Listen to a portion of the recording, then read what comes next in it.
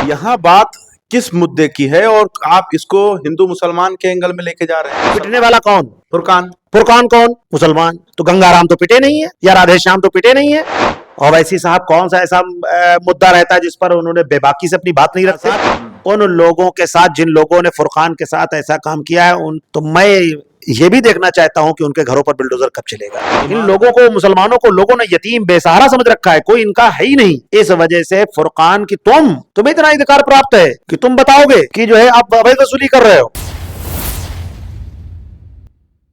जब सुरक्षा करने वाले ही हैवान हो जाए तो फिर इंसान इंसाफ की गुहार किससे लगाए।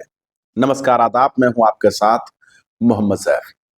दरअसल बिहार के सीतामढ़ी का एक मामला सामने आया है। फुरकान नाम का व्यक्ति जो है वो सिर्फ इस बात का विरोध कर रहा था कि मैं पैसे नहीं दूंगा, और रेलवे पुलिस ने इतना पीटा कि सारी के सारी आते जो है उसकी बाहर आ गई।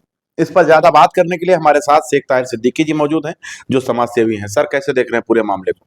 देखिए, ये मामला बहुत ही शर्मसार कर देने वाला है, बहुत ही हृदय विदारक घटना है।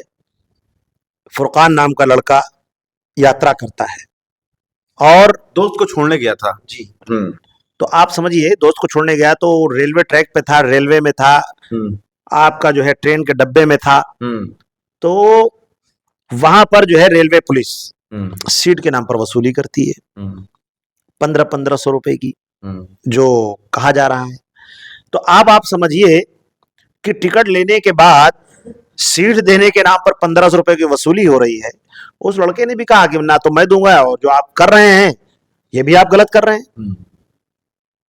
ये बात नागवार गुजर गई। किसे? सुरक्षा कर्मियों को जी, पूरे जो रेलवे पुलिस को इतनी नागवार गुजर गई। अबे तू फुरकान है, तेरी इतनी औकात कि तू मुझसे सवाल करेगा, तू मुझसे बताएगा कि आप अवैध वसूली कर रहे हो। बस 2 मिनट मैं आपको टोकना चाहता हूं। यहाँ बात किस मुद्दे की है और आप इसको हिंदू मुसलमान के एंगल में लेके जा रहे हैं? मुसलमान लेके जा रहा हूं। पिटने वाला कौन? फुरकान। फुरकान कौन? मुसलमान। फिर वहां कहां एंगल जा रहा है हिंदू मुसलमान? अरे भाई, पिटने वाला फुरकान तो गंगाराम तो पिटे नहीं है या राधे श्याम तो पिटे नहीं है, पिटा तो फुरकान है ना। तो बात उसी की तो होगी।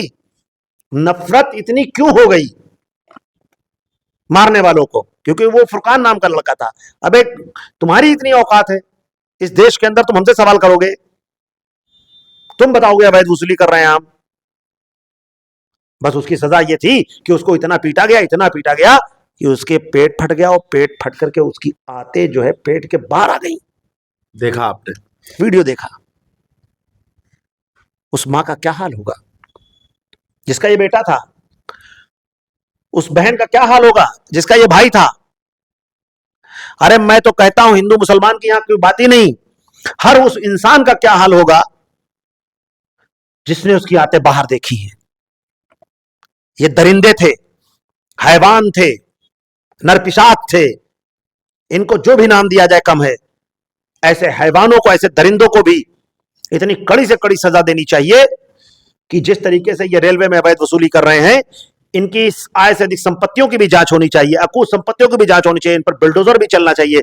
जिस तरीके से दूसरे संप्रदाय के लोगों को चिन्हित करके बुलडोजर चलाया जाता है, इन पर भी बुलडोजर चलना चाहिए। क्या लगता है कि आखिर अगर आप इसको बता रहे हैं कि फुरकान थे इसलिए उनके ऊपर इस तरीके से हमला किया गया, तो क्यों, मतलब इन लोगों को हौसला अफजाई कैसे हो जाता है? मतलब कौन है जो इनको हौसला देता है?